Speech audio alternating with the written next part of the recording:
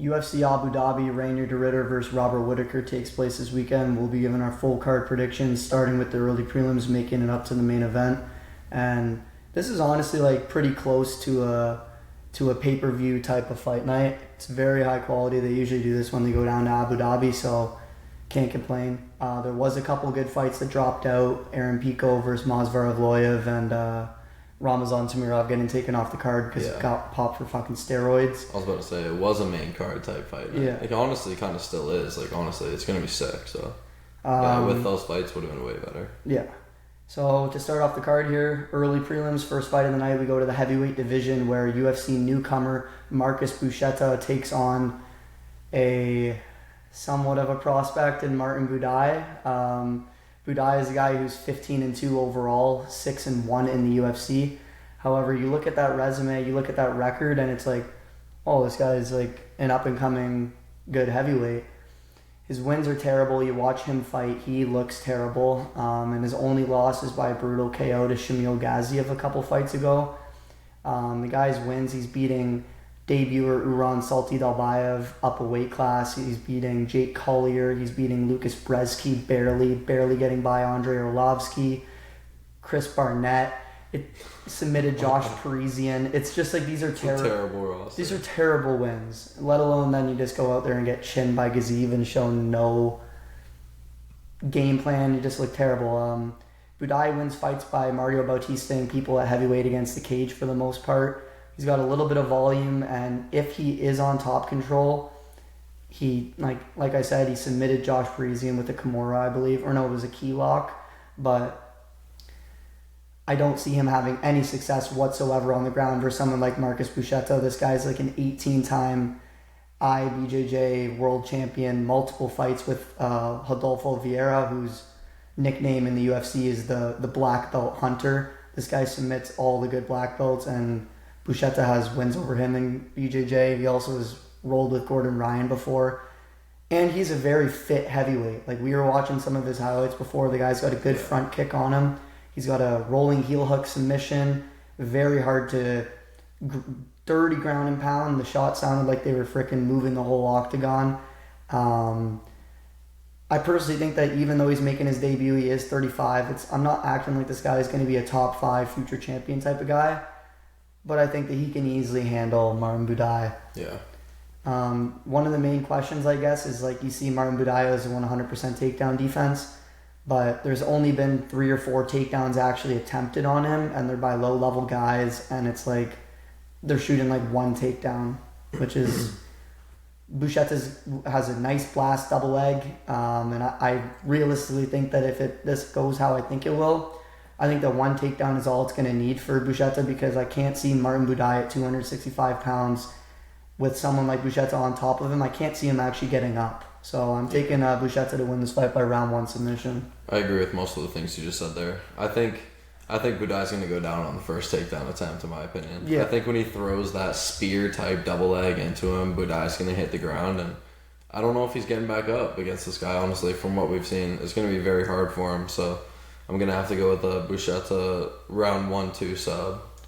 Yeah, and it didn't even look like Buchetta was that much, like as much as like he's credentialed as a BJJ one trick, like his striking actually did look okay. He's got a good leg 100%. Kick on him. He's got a quick front kick. That front kick was scary, man. Yeah. Those 2 that we saw, or 3 that we saw.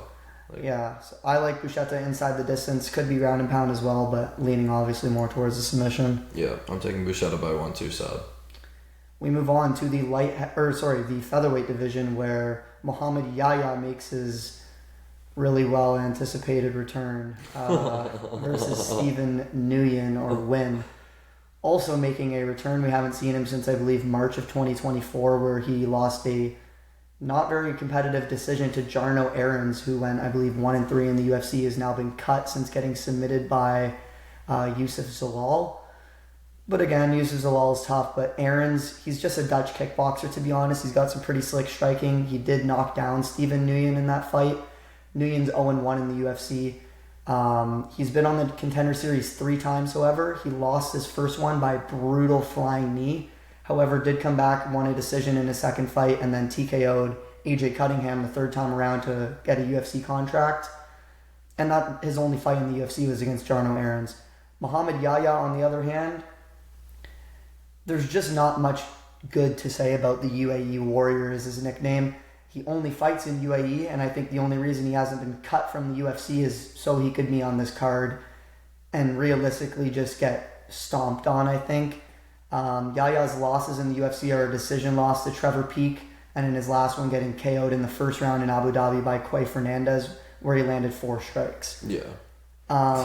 You go back and look at his resume, the guy's 12-5 overall.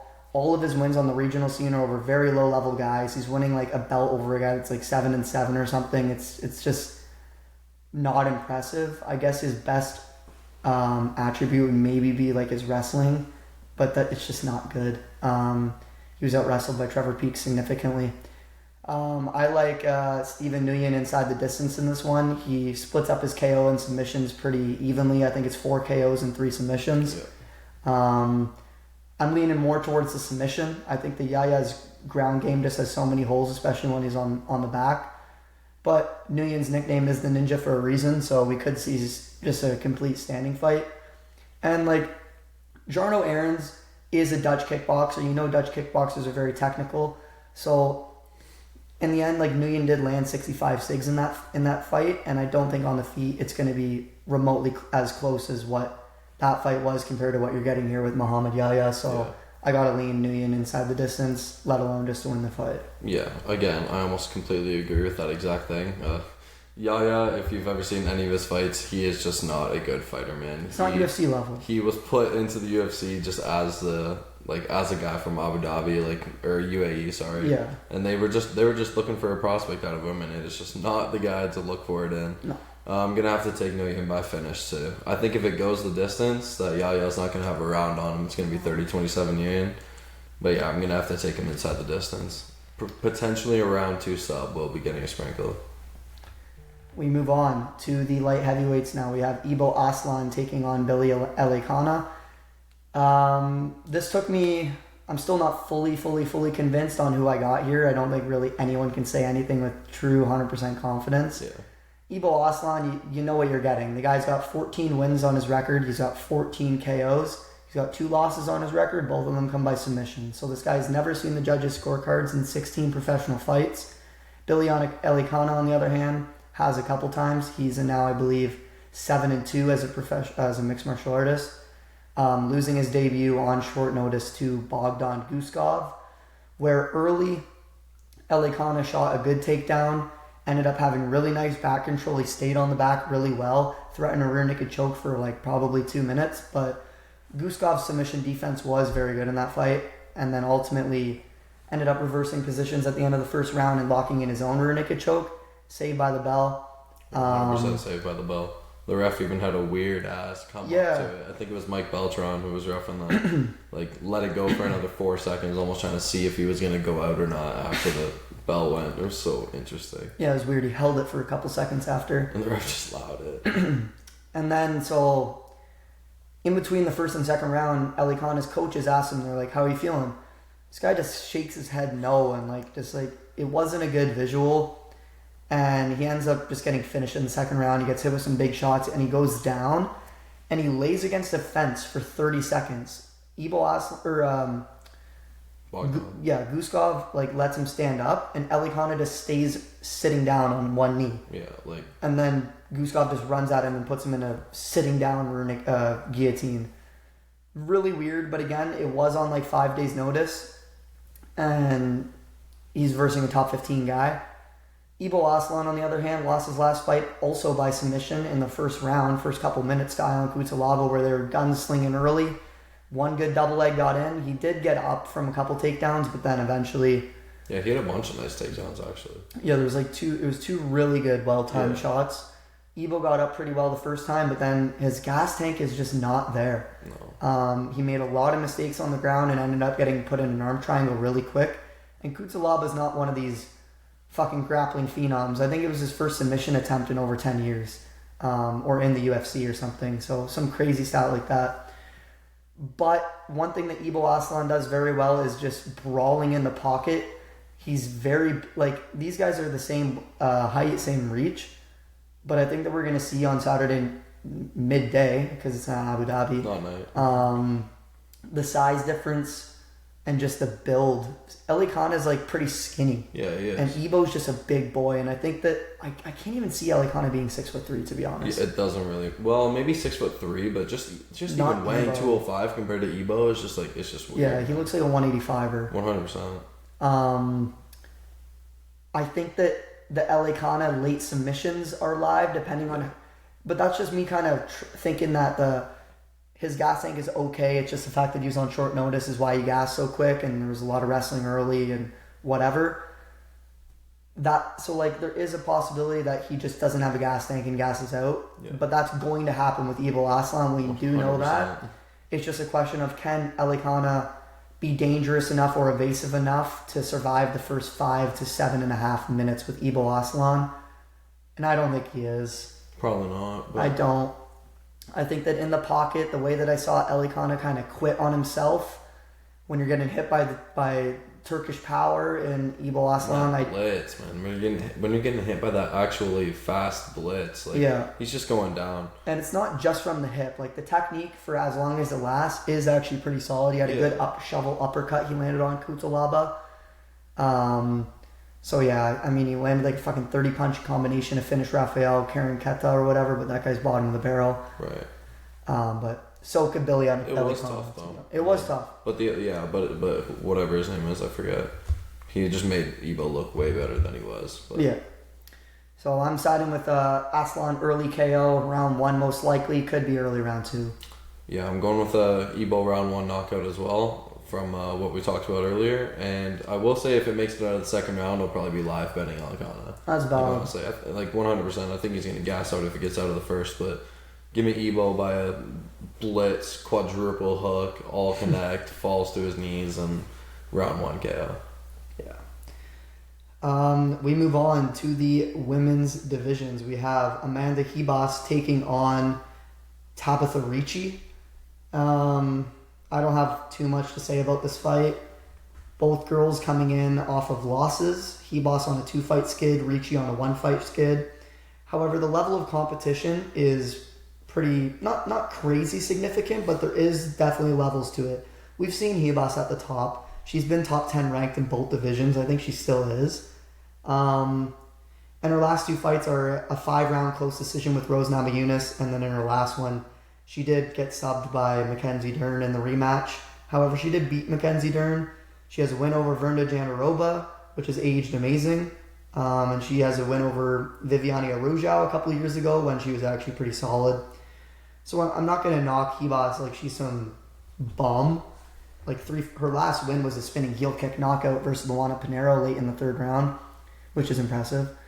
Ricci, on the other hand, just kind of beats that mid-tier competition. Yeah. She's just getting by Tisha Pennington. That fight was a robbery. She got outstruck by 30 significant strikes and somehow won a split decision with 1 takedown and 50 strikes. After that, she barely gets by Angela Hill. You can argue that Angela Hill won that fight, and that was 2 fights ago. And then in her last one, so after beating Angela Hill, you kind of get the step up in competition. She faces Yao Jianan on a pay-per-view and just gets smoked. Loses a decision, sure, but it was like 80-10 significant strikes. Just not ready for that next level. Yeah, and she can't hang with the gang with the girls at the top. No, and you go back to her second fight in the UFC, or maybe first for Tabitha Ricci, where she fought Manuel Fiorot. Same significant strikes and all that stuff, except she got finished in that fight. I'm not saying that I don't think that Hebos is going to finish Ricci, but I think that Hebos is worse than Jianan, but I think that she's pretty good amount better than Angela Hill. So that kind of common denominator, I think it's going to be a 29-28 decision for Amanda Hebos. Probably just wins rounds 1 and 3. Maybe drops the second when Ricci comes out a little bit hungry. Yeah. And then Hebos rallies it in the 3rd round. That is pretty much all I have to say about that fight too. There's not much. It really just comes, in my opinion, when it comes to this fight, it just comes down to who they fought in the past and how they've done against them. And so yeah, that just means I have to take Rebos by decision, 100%. Yeah. We move on to one of the hardest fights to call on this card. We have Dangerous Davy Grant taking on Damon Blackshear. Originally, I was Davy Grant. I think I'm going to side with Damon Blackshear, but I can give reasoning for both and reasoning for why I'm going to lean just slightly towards Damon Blackshear. Davy Grant is a amazing fighter. I'm going to start that off. He's 39 years old now, however. He won his last fight, amazing fight over Ramon Tavares. He beat the piss out of him over 3 rounds, landed 150 significant strikes. The kicks were awesome. The teep kick was there. The oblique kicks were there. The hook kicks were there. The boxing was good. Head movement was good. Busted up Tavares and won that fight over a decent prospect. By a lot, so. Yeah. And Davy Grant should be on a 4-fight winning streak. He's 3-1, however, in his last 4. He lost a bullshit split decision to Daniel Marcos. Everyone who can go back and watch that fight, you know that Davy Grant won that fight. Had that crazy comeback win over Rafael Sunsao with an inverted triangle late in the 3rd round after getting a point deducted. And I believe he also finished Luis Smoka in there. He's got a win over Chito Vera. He also has a loss to Chito Vera. Really close split decision fight with Adrian Yanez. Like, the guy knocked out Jonathan Martinez. This guy's got a good, sneaky resume. And the thing is, he hasn't shown his age yet.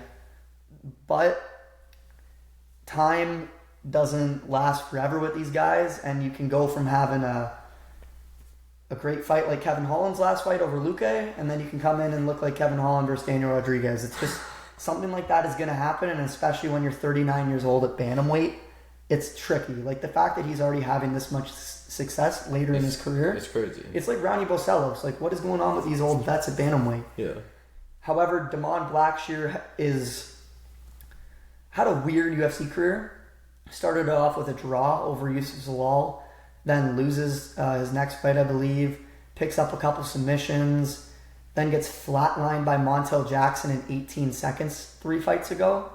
But since then, he's submitted Cody Gibson in the 2nd round with a Kimura, and then in his last one, beat the piss out of Ali Tonghae Lee, where he really let his Muay Thai go a lot. There was 0 takedown attempts from Damon, and just outclassed the guy on the feet, which is good to see, because if you go back and watch the Cody Gibson fight, Gibson smokes him the 1st round. Yeah. Like, smokes him. And that's a concerning visual and just like thing to have when you're going against someone like Davy Grant, because there's a world where Damon's just comes out early in that 1st round, just lazy, not ready to go. And Davey puts him to work. And Grant just puts him to school, and then that sets that tone for the rest of the fight and beats the piss out of him. Yeah. That 100% can happen. However, Damon opened his last fight with like a fucking running Spartan kick, lands over 100 significant strikes, and Davey is susceptible to counters. He sometimes leaves these hooks way out there and doesn't retract his punches quick enough, where Tavares was landing a couple good snapping punches. Yeah. And I can see the speed and the quick little snap. So I was just gonna say he's going to beat him with the speed, 100%. The speed of those counters. Yeah, I like the way Davey rips the body, but it's again, Grant's been submitted 4 times. Yeah. Not the traditionally best takedown defense at about 60%. As Sunsao took him down about 6 times in his retirement fight. So if Damon is feeling like mixing in the wrestling, which I definitely think he should do to win this fight, the submission is live there, man, because Damon is fucking dangerous on the ground. All sorts of submission wins, back-to-back Kimura wins. Like, he has 11 wins by sub? Something like that. I think so. He doesn't have many KOs, but I think that there could be a KO here, because at the end of the day, Grant's been dropped a few times, and Damon's striking is only improving. I believe he's 30 years old, so he's only getting better every single fight. Yeah. Ultimately, I'm going to lean Blackshear to win this fight by decision, but there really could be a KO and there really could be a decision. It's just most likely I'm going to go decision. Yeah. Really close, 29-28. I think it's going to be close enough to the point where we see a split decision no matter what way it goes, because I'm in the same boat where I originally had Davy Grant winning this fight because of the masterclass that he just put on Ramon Tavares, who I thought was insane, and he actually is still pretty good. But he's solid for sure. Yeah, but I've definitely switched up to the point where I think Montel Jackson. I think Damon Blackshear can honestly get a sub in like rounds 2 or 3, or if it goes to scorecards, I think he's going to take a split decision over Davy Grant. Yeah, that's valid. I got Davy to win as well. We move on. It's going to be very close though. We move on to the welterweight division. It's kind of a old school versus new school matchup here. We have Muslim, the king of Kung Fu, Salikov, taking on Carlos Leal. A lot of people are going to rate Muslim Salikov pretty highly just based off of his recent run in form. Coming off that round 1 spinning hook kick knockout over Song Kinan, very impressive. Insane. And before then, I forget. I think it was a split decision win over Santiago Ponzinibbio. However, before then he was finished by Randy Brown, and he also was knocked out previously a while ago by Li Jingliang. When that's happening when you're in your 30s, it's not a good look when you're fighting Carlos Leal at 40 years old now. Leal comes in and he tries to swing the fucking kitchen sink at you. When he had his debut in UFC at Abu Dhabi last year, I believe, on short notice, he stepped up to fight surging prospect Rinat Fakhretdinov, and he won that fight. Leal won that fight. He got completely robbed. Abu Dhabi moment. And then to bounce back after that loss, he round 1 KOs Alex Morono brutally. And the intention that Leal throws is vicious. Obviously, the technique is going to be all Muslim Salikov. But at 40 years old and being like this technical striker, it really is a bad matchup when you kind of have a freight train running at you, because at the end of the day, you can get styled on for a couple minutes, but that train is going to hit you eventually. Yes. And when it does, it's going to put someone at your age and taking the damage that you have, you're going to go down. Like, I know that Randy Brown hits pretty hard, but he, for the most part, doesn't have one-punch knockout power. Yeah, he chinned Nicholas Dalby out pretty good, but it took him a couple whacks. 100%. If you're stinging, and what he did to Salikov was a one-and-done, step off, left hand, sleeps him cold. Leal is going to sleep this guy pretty bad. I think it's going to be really sad to see actually how bad it's going to be. But I got Leal in Abu Dhabi too. I got Leal to win this fight. End of the first round. Flatline KO. End of the first? Yeah. Yeah, I'm taking Leal by a round 2 KO. Pretty much going with the same points. I see similar to my Ibo Aslan prediction, honestly. I think it could be a disgusting weave and blitz and just clips him twice, and I agree with the fact that he might go out cold and shut the crowd up until the next fight, honestly. It could be a sad one for the boys, but... And it's like 2 fights ago, you're winning a split over Santiago Ponzinibbio in 2024. Santiago Ponzinibbio in 2024 is not a good fight. No, completely exactly. washed. No, like that is not a good stat. Tooth and nail. The judge had you losing to Santiago Ponzinibbio in 2024. Yeah. So not it's good. Not good looks. Not ideal. So yeah, I got Leal to win this fight by early knockout. We move on to the bantamweight division. I'll highlight bantamweight division because it's Bryce Mitchell's bantamweight debut. He's taking on Said Nurmagomedov. Not to get confused with any of the other Nurmagomedovs, this one is not quite related to all of them. I'm sure they're inbred ways, they're somehow connected. Yeah. They all look the fucking same. There's arguments to be made on both points, on both sides here. I'm ultimately going to side with Said Nurmagomedov here, though. In Abu Dhabi, Bryce Mitchell, he's going to be getting fucking booed out the arena. Not that this is like a huge thing, but it definitely means a little something when you're getting full-on cheered for and full-on booed for. I don't think that's going to affect Bryce Mitchell too much, but I think it's going to amp up Said Nurmagomedov because he's honestly pretty hated in his UFC run. Has a couple weird losses in there. He got completely robbed against Jonathan Martinez. Did lose once upon a time to Raoni Barcelos in his prime, and in his last fight did lose to Vinicius Oliveira. But again, those losses are pretty solid. He's got some good submission skills. Not the best wrestler, but his striking is extremely crisp, extremely flowy. He's got that Zabit type of really quick spins, really dynamic kicks, and throws a lot out there. I believe he broke Vinicius Oliveira's ribs with a spinning back kick in the first round. And it was the wrestling from Oliveira that ended up making him win that fight. But Vinny's got underrated wrestling, I will say, but it's not on Bryce Mitchell's level. However, we haven't seen Bryce Mitchell wrestle in a couple fights now. It's so annoying because that's really all he should be doing. He's testing out the waters on the feet too much, and he only seems to shoot takedowns after he gets cracked. Yeah. I don't know if I like the move down to 135 either. I just think that there's a lot of really bad style matchups for him, especially at the top of the division.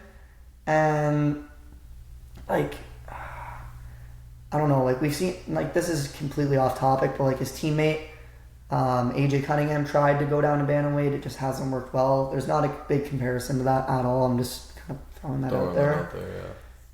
But it's like, how does Bryce win? Does he submit him? Sure. Like, I think it'd ultimately just be a snooze decision. And he lays on him, he gets 3 takedowns, and he holds him down for 5 minutes every single round. Yeah, maybe. But Saeed has a gross ninja choke. He's got good frontal chokes. We just saw Bryce go out to a front choke. He's got really nice dynamic kicks that Bryce is going to struggle with. On the feet, it's a complete mismatch. And on the ground, it's a little bit desired to see what is actually going to happen. How is Bryce's strength going to be at 135? How is the cardio going to be? And just like, how is Bryce Mitchell going to be at his bantamweight debut? And just based off of recent form and what I've seen recently, a win over Chrome Gracie recently as his most recent win, I believe. It's not enough for me. It's not enough for me. I get it that his losses are to Josh Emmett, Ilya Taporia, and John Silva. But I think that Saeed Nurmagomedov is going to be added to that list. So I'm ultimately going to take Saeed Nurmagomedov to win this fight by round 2 submission. I think that he's going to hurt him. I think he's going to hurt him with a body kick, slump over Bryce a little bit, and he's going to jump on a front choke. Damn. So I have what's probably going to happen here, and what I honestly am to the point where I think is going to happen. What's probably going to happen? Bryce Mitchell's going to get KO'd or TKO'd with ground and pound after getting absolutely dropped to looking silly. Moving down to 135, he's not going to have as good as a chin as he does at 45, and it's still not that good in my opinion. It's scary as fuck. It's like watching Izzy fight nowadays. I hate it. But I honestly think that Bryce is going to come out there with a different kind of aggression, and I think he is going to implement his wrestling back into his game finally that we haven't seen in a minute. He needs to. I think he's going to be fired up by the crowd actually hating on him, honestly. And he's going to have a sick by the power of God speech at the end of his fight when he submits Saeed Nurmagomedov in round 2. That's what I'm sticking with. Give me Bryce by sub. So we're alternating sub picks there. It'll be interesting. That's the final fight on the prelims. Yeah. That should be on the Feature main card. prelim, I think, right? Yeah, that should be on the main card. To start off our main card, we have Nikita the Minor Krylov taking on Bogdan Guskov, who we've talked about earlier in the card. This is a weird-ass fight. If this happened last year, pre-Dominic Reyes KO, it's Nikita Krylov. This is a laughable matchup. But now, it's different. It's like, what the fuck? Krylov's wins have aged like milk, and before that fight with Dominic Reyes, he was inactive for over 2 years. So he's inactive for over 2 years, comes back, gets KO'd in the first 2 minutes, and now we're fighting again a couple months later. It's like, this isn't the Krylov we once had. No. And the Krylov we once had has wins over like Ryan Spann, old-ass Gustafsson. Gross sub on Ryan Spann too, round 1. It was gross, but it was just really stupid by Ryan Spann. Yeah, but it was gross though. I remember watching that. He also beat Uzdemir. I know he has a couple other good wins in there, but he also got subbed by Paul Craig. People forget, man. Paul Craig, the Bear Jew. I'm taking Bogdan Guskov to win this fight by knockout. Yeah. I can't trust the chin anymore of Nikita Krylov. I can't trust him to just implement his grappling. And for what I saw, Bogdan Guskov's grappling and his submission defense is actually pretty slick. I think that a triangle from bottom for Nikita Krylov is definitely live. But overall, I think that the guy that's going to be walking him down the whole fight is going to be Bogdan Guskov. And once you're on the fence, kind of just waiting to throw counter shots with Guskov, he lands with vicious intent. He goes to the body. He's capable of the submission, like I said earlier. Got one in his last fight, and it just kind of makes. Near had Elikana with one at the end of that round. It just kind of makes more sense for Guskov to win this fight, in my opinion, than Krylov. I think that he has more ways to do it, And based off of recent form, based off of recent form, it's Gustav all day. Yeah. I'm not going to live in the past with how good Krylov once was. He's now number 10 ranked. He's very inactive. And it was 2 years ago. Yeah. And it was a 2-year layoff, wasn't it? A year and a half layoff, Yeah. something like that. Yeah, he just lost him, man. I don't know the exact reason. I don't know if you do, for why he took that Injuries. layoff. Was it? What was he hurt with? I'm not sure. There's injuries, and I'm not sure if there was stuff to do with Russia and Ukraine, because he lives on the border. He's Russian and Ukrainian. And he lives on the border of Russia and Ukraine, so it's like a freaking war zone, obviously. Yeah, I didn't know that he was half Russian too. I knew he was Ukrainian because like a couple times his flag said Ukraine on it. Yeah. So. But yeah, he just did not look good enough to be able to, like, in his last fight, to be able to pick him for this one. Like, Bogdan's got a different kind of aggression to him that I can just see Krylov getting absolutely shit on with. He's coming off a round 1 KO. Again, his round first... 2 sub. Or, was it a sub? Gustav? Krylov. Oh yeah. Krylov's coming off getting K'd in the first round of his last fight after a year and a half layoff. So, yeah, everything points to Bogdan in this fight, and I am a loyal Bogdan picker in about 90% of his fights. I think all of them that I've seen, honestly, so more than 90. But yeah, I'm going to have to go with Bogdan by KO in this one. Yeah, same. A little off topic, but like they switched it to Russia, his flag. Damn. Because I don't remember it looking like that. I know he used like to when we watched represent Ryan Spann Ukraine. fight at your apartment. I remember He was Ukraine. Yeah, exactly, and I think we talked about it right after too, actually, because that's when everything was heating up at the time. Anyways. Yeah. We move on to a great fight in the flyweight division. We have Asu Almabayev taking on Jose Ochoa. Originally supposed to be Ramazan Tamirov, popped for steroids. He's gone. 24-year-old Peruvian phenom Jose Ochoa steps in. This kid is really fucking good. His only loss comes to Lonnie Kavanagh in a very close 29-28 decision.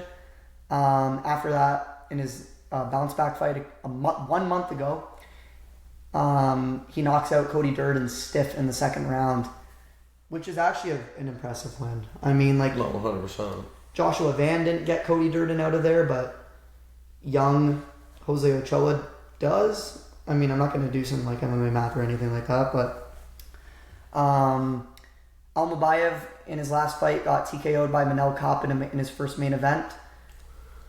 He got dominated. Yeah. He went 0 for 6 on his takedowns, didn't get one. And if Almabayev's not getting the takedowns, he's going to lose the fight. His wins in the UFC are not very good. He beat Jose Johnson by decision, CJ Vergara by decision, and in his debut he submitted Ode Osborne. It's just all mid. It's just really mid. just all mid. Two I of love those, Jose Johnson, but it's really just all mid. Yeah, 2 of those guys are out of the UFC now, Jose and CJ. Ode Osborne just saved his career in his last fight by knocking out Luis Garule. Yeah. Those wins are trash. I think that Cody Durden and Asu Almabayev are very similar in styles. They both like to mix in the wrestling and then be able to work in the hands because they've had some takedown threats, because they're going to get you to drop your hands so you can start landing those snappy combos like Durden usually does. Except Almabayev is significantly shorter than Ochoa and Durden, so I just think that this is a bad stylistic matchup for Almabayev. Yeah. The better striker is Jose Ochoa by a landslide. I think that this guy potentially has future top 5, future champion type of labels on him. Damn. And I think that we're going to really see that here when he breaks into the top 7 of the division by knocking out Asu Almabayev in the second or third round. The cardio of Almabayev isn't great either. If the takedowns are going to get stuffed, it's over. And if he even gets taken down a couple times early, we've seen him just bounce back up a couple times, like Cody Durden got him to the ground twice. It didn't deter him. He got up, K'd him 11 seconds into the second round. Yeah. So ultimately, I'm going to take the youngster, Jose Ochoa, to really derail the Kazakhstan native Asu Almabayev. Yeah. I think the KO is definitely live, honestly. I'm probably going to go with Jose Ochoa by points just because I think Asu Almabayev will be able to make it to the end of that fight, honestly. Yeah, that's about it. So, I honestly don't really have much else to say about it. I'm taking Jose Ochoa by decision. I think it's going to be a 29-28.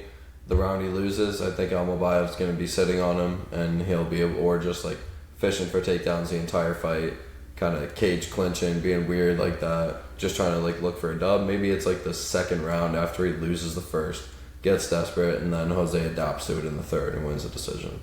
So that's probably gonna happen. Yeah, so we're both riding with the youngster Jose. Interested to see those odds when they come out. Too good to pick against. Yeah, it's tough not seeing odds on any of these fights. Like, it's not tough. It's just like weird. Like, I haven't seen odds on any of them, at least for me. But we move on to our featured fight of the night. We have Shara Bullet Magomedov taking on Mark Powerbar Andre Barrio. Jesus, I just botched that whole intro. Shara Magomedov is going to knock out Marc-Andre Barrio. It's going to be in round 2 or 3. The first round might get a little bit weird, but I just don't think that Barrio is going to be even able to land anything. Shara is too slick. He's too hard to hit, and he's on a different level of striking than Barrio, and Barrio doesn't have a ground game. So it's strike for strike. Who do you have, Shara Bullet or Marc-Andre? You gotta have Shara Bullet. Bro, it's 100%. It's like, I don't understand Marc-Andre pickers for this fight. Seen a couple on Instagram trying to vouch for him, saying he's gonna wrestle and stuff. I'm like, bro, please show me your evidence. Like, this is just not, I don't know, bro. Even if he tries, like, Shara's takedown defense and ground game, in my opinion, is just not great. No, it's not. But it's definitely improving every single fight. Yeah, it's definitely improving. Like, especially with the guys he's training around. So, like, it's tough to not be okay at it. But, yeah, I don't think Mark's going to be able to do shit on the ground with him. Again, like you said, strike for strike. It's going to be on the feet the whole time. Shara's probably going to put him out with a highlight KO. It'll be a highlight. Yeah. Because Mark likes to take naps, too. Oh, yeah. He loves it. He loves getting clip farmed. He got KO'd bad by Chidi Bang Bang. He got literally killed by Joe Pyfer. Joe Pyfer killed him. It's body bags Pyfer for real. However, in his last fight, we watched it live actually versus Bruno Silva. He might have, has anyone heard of Bruno Silva? Of Bruno Silva? Because he might have died. Yeah, those elbows. He actually really cracked his shattered. skull in about 8 places. Yeah. Which is just, dude, how do you come back from that, bro? Like, your cartilage ain't gonna grow that fast. Like, that's the type of shit that will literally goddamn kill you. He was out for about. Like, now we didn't see him now get you out. got me thinking about that. Yeah, exactly. We did not see him leave the cage. I don't remember that. We left on a stretcher, but he was out. Okay, yeah, facts. But after being down for 10 minutes. I was just gonna say, I think it was 11 to 13 minutes that he was out against the cage, not moving. People raising his hand, just right back down the whole time, bro. It's honestly terrifying seeing shit like that. And of course, we have to see it in person too. Like, it was sick, but yeah, I was about to say, like, it was sick as fuck, but. It's scary, with bro. The Canadian crowd. Yeah, the Canadian crowd was crazy, and that's the only time I feel like Mark will get a dub, bro. Like, facts, and now we're I think he's gonna dub. And now we're in Abu Dhabi. Now we're in Abu Dhabi with Shara. It's gonna be the opposite. You're probably gonna be with the one with the fucking cracked face on the ground. So like what the UFC really just said. Hey, Mark, because if Mark lost that, he was cut. Obviously, yeah, he would have been on a 3-fight losing streak. So we're like, hey, Mark, we'll give you a layup in your hometown. Oh, you won? Now go fight Shara. Now go fight Shara. It's like, yeah, you're a cuck, pal. I think Power Bar goes to bed in round 3. Spinning. I'm going to go spinning fucking elbow. I think he goes to bed in rounds 1 or 2. Honestly. Yeah, you think it'll be early? Yeah. I think it will be in rounds 1 or 2. It's going to be terrible. It's going to be terrible. Highlight KO incoming. We move on to our bantamweight showdown co-main event. We have Piotr No Mercy Yan taking on Marcus McGee. Don't know why the fuck this fight's happening. Why does the UFC hate Piotr Yan so much? I don't know. Piotr Yan is one of the greatest. He beat Sean O'Malley. Yeah, he beat him. Beat the shit out of him. Beat Sean O'Malley. He's one of the greatest bantamweights of all time. One of the best, just overall well-rounded skill set fighters of all time. Seriously, what does this guy not have? He has wrestling, he has striking, he has kickboxing, he has jiu-jitsu, he has everything you need to be a speed. Yeah, he is so talented, and he's got age on his side. Yeah, exactly. Age on his side. He's only 32 years old. People forget that he was champion at 26 years old. And if it wasn't for that illegal knee, I think we would still be looking at the bantamweight champion. Honestly, yeah. I truly believe that. I think not even a hot take. I think that Peter, when he's mentally his sharpest and not coming off these losses that happen, these weird bullshit losses, besides Merab, but that was at his worst mental state. Right. I think that he would have beat Merab at that time. Top 3 in the UFC, in my opinion, honestly, when he's at that point. Yeah. And we're getting to that point again. He's now on a 2-fight winning streak over great wins over Song Yadong and Davison Figueiredo, where Sick fight, man. Yeah, breaks that was his fucking beautiful. He broke something in round 1 against Song Yadong, loses that round, and then ultimately just beats the shit out of him round 2 and 3. Mixes into wrestling, amazing. And then Figueiredo, over 5 rounds. Yes, he got dropped in the 4th round, Jan. What was the scorecard? 50-45. Yeah. The round he got dropped in, he still fucking won. Jan is a masterful technician of the sport.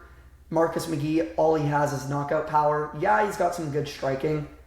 The guy doesn't have better striking than Piotr Jan. Not many do, if anyone in the bantamweight division. Piotr Jan has never been finished. He's never been close to being finished. Marcus McGee at 35 years old, the prospect, is not the guy to do it. His resume is JP Bays, 0-4 in the UFC. Gaston Bolaños, I forget who the first guy he would have fought was. And then in his last one, barely got by Jonathan Martinez, who's just hasn't panned out since losing to Aldo as the fighter that he was marketed to be. Yeah. And the leg kicks were really getting to McGee. I think that Peter can easily implement those to, could have watched tape and just see that. But I think that the wrestling from Jan is just going to win him this fight. Because why risk standing banging with someone like Marcus McGee when there is a legitimate chance that he can knock you out, when his ground game is just so untested and Peters is just so tested. We've seen him do it many times. He's taken out Aljamain Sterling 8 times in one fight. He's the only guy to take down Jose Aldo multiple times. Merab Dvalishvili 0 for 16 on Aldo. Piotr Jan took him down a couple times. It's very impressive, sneaky stuff like that you got to think about for him to win these fights. I got Piotr Jan winning this fight by round 3 TKO or decision. Most likely a decision. We haven't seen a Jan finish in a long time. Yeah. But he just puts on these beautiful performances. I can't even complain. He's just a stylistic demon, man. The only thing I typed out for this fight was, are we serious? Yeah, that's all you need to say. Are we serious? This is one of those moments where I tell you again, please go to the bank. Go to the bank, take out your money, and put it all on Peter Yan. It's I again don't know what the odds are. I would genuinely probably put it at a minus 300 for Peter Yan, and that's just not what it's going to be because they hate him so much. What you're saying? More. You're saying it's going to be more than that? It's probably minus 450. Oh yeah, okay. Yeah. That actually makes sense then. If they did it worse than what I said, yeah, facts. That's valid.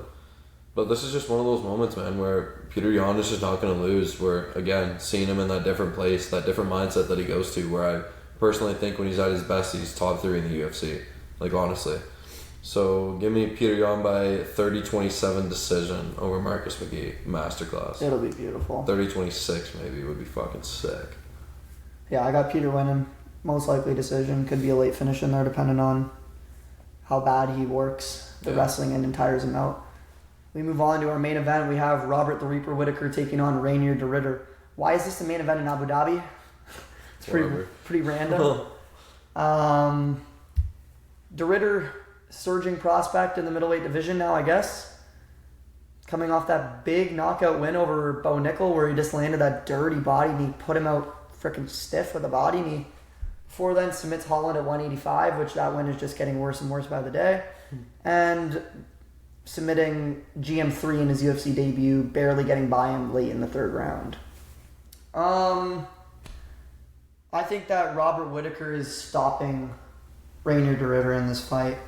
The level of competition, how good Rob is, he's losing to Hamza. He's losing to Dricus Duplessis. He's losing to Israel Adesanya in his prime. Is that it? Yeah, pretty much. And then you go back to 2014. He's losing to Wonder Boy. It's and Court McGee. 11 years. People forget, man. Court McGee beat Robert Whittaker once upon a time. But these are the top of the barrel guys. Rainier de Ridder is not on that level. He's barely getting by these guys. And you look at everyone's treating, this guy shit on Bo Nickel. Yeah, he's beating Robert Whittaker. That is fucking bullshit, man. The striking differential is white belt to black belt in BJJ. It's crazy levels to this. And I don't think Rainier de Ridder is ready for this one bit. I ultimately just think that he might get a couple takedowns early. I think that Rob's going to be able to easily get back up. yes, De Ridder will be the bigger guy here. He'll have like the physical advantage that we've seen Whittaker struggle with, being Duplessis and stuff like that. And Rainer De Ridder utilized. We've seen him utilize that multiple times. Yeah, so. smuggling top control. Yeah. But we've also seen De Ridder fucking gas out like crazy, not only in the UFC, but if you go over to one championship where he was actually a double champion, he lost both of his belts to the same guy, Anatoly Malikin. And in the third fight, the takedowns weren't, he didn't get a single takedown, and halfway through the third round, he shoots in for a double leg takedown. He doesn't get it. He ends up on the ground just like, because he went full cross sniff. Malikin backs up, and De Ridder quit. He sat on his ass, and he didn't get back up, and the fight got called off because he was done. No gas tank on this guy. The heart didn't look like it was there at all, and I think that Whittaker in rounds 3, 4, and 5, if we even get to round 5, let alone 4, I think that Whittaker is going to completely take over. And maybe not even take over. He might just dominate him from the start because there's really going to be that much of a difference on the feet. And Whittaker is so good at being an anti-wrestler. We can't say, oh, he got mauled by Khamzat Chimaev. Who doesn't get mauled by Khamzat Chimaev? I like Whittaker to win this fight by round 4 head kick KO. Round 4 head kick KO? No. I like him by round 4 or 5 KO, honestly. Could just be a 1-2 down the middle while Rainer's just moving like this, just gassed as shit. It's just going to sit him right down. He's going to jump on it. It's going to be a sick moment. I see that 1-2 head kick. Yeah, valid. That vintage Whittaker combo. So yeah, we both have Whittaker inside the distance. And that'll do it for our full card UFC Abu Dhabi picks. Let us know what you think in the comments, and see you next week. Peace.